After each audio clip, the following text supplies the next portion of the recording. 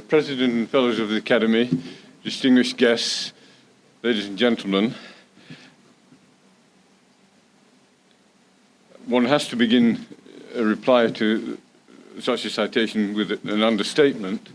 I am very touched and appreciative and grateful for the kind and generous words that you heard from Sri Agarhara Krishnamurti and from Professor Gopichan Darang.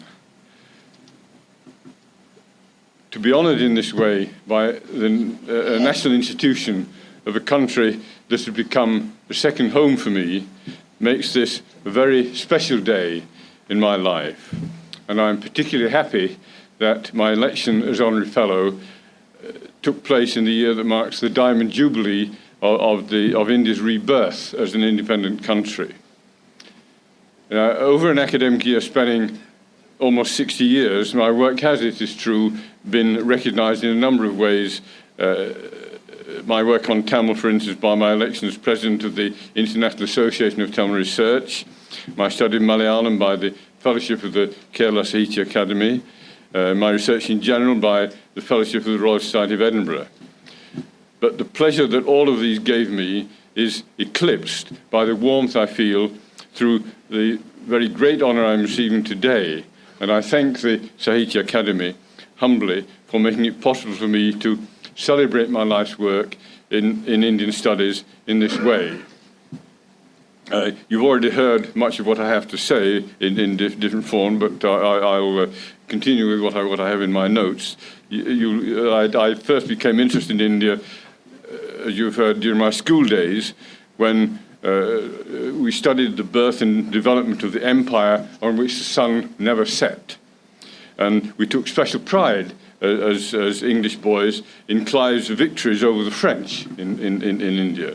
And we learned about such sad events as the 1857 mutiny and the Black Hole of Calcutta. I'm using, of course, the forms of words that were used in English textbooks in those days. Outside of history lessons in school, one took an interest in current events, and inevitably, if one was at all progressive in one's outlook, one formed an admiration for the work of Gandhiji. By the time I became a student in London in 1948, the time was right to learn about the new India, which I did in two ways: by going to talks by distinguished Indians such as V.K. Krishnamenon, and by friendships with Indian students. And when I talk of my friendships with Indian students, I think in particular of the closest of these, Satyanarayan Roy, who I'm happy to say is here with his wife Dhatri. We had a very happy reunion a few days ago in the home of another friend from India whom I knew not quite as long as I've known Satya, but for quite a while. We had a happy reunion in the home of Professor Ramana Thapar, who was a junior member of staff at the School of Oil and African Studies at the same time as me. When I graduated with BA Honours in French in 1950, there was nevertheless nothing at all in my education so far that suggested that I might one day be involved in academic studies related to India. The key to this development was my acceptance of the lectureship in linguistics at the School of Oriental African Studies at the University of London. All members of the staff of the Department of Phonetics and Linguistics there were expected to take an interest in some language of Asia, Africa, or the Pacific. And the assumption when I was appointed was that I would work on Tamil. So you could say in a certain sense that Tamil chose me. It's perhaps just one of those accidents of life that I find myself working in Tamil rather than in Hindi, for instance, of which I learnt the rudiments from my dear friend in the early 50s. After 2 years of study in London, I left for research leave in what was then Madras State. And on returning to London, again, as you've heard already, I decided that if I was to be a linguist specialising in South India, I should begin to learn something about other Dravidian languages. And the obvious choice was made by my moving into Malayalam. The consequence was that on my second year of research leave, 8 years later, I spent my time divided between Tamil Nadu and Kerala. Now, by entering a field as an academic, one takes on a certain responsibility. I took my responsibility as being that of helping to increase the body of information available in English about the languages on which I was working. Now, theoretical linguists working in a particular linguistic area normally devote all their energies to the description of language, and most usually the spoken language. But all my own earlier training and enthusiasms, as you heard in the citation, made it impossible for me to neglect creative literature.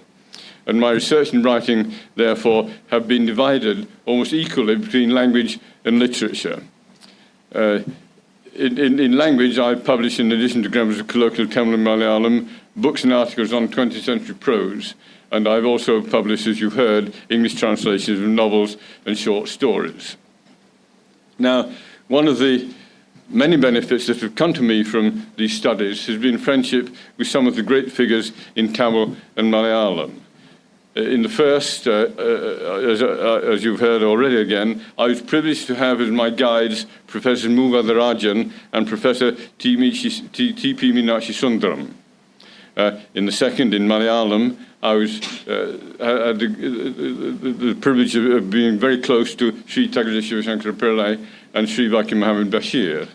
And I noted with pleasure that three of these were fellows of the Academy. Now, in the work I've done over the last half century or more, it's been my hope to make some small contribution to a very important field of intellectual endeavour. There's still a lot to be done, but much has been done. We now, in Dravidian linguistics, have modern grammars of all the major literary languages.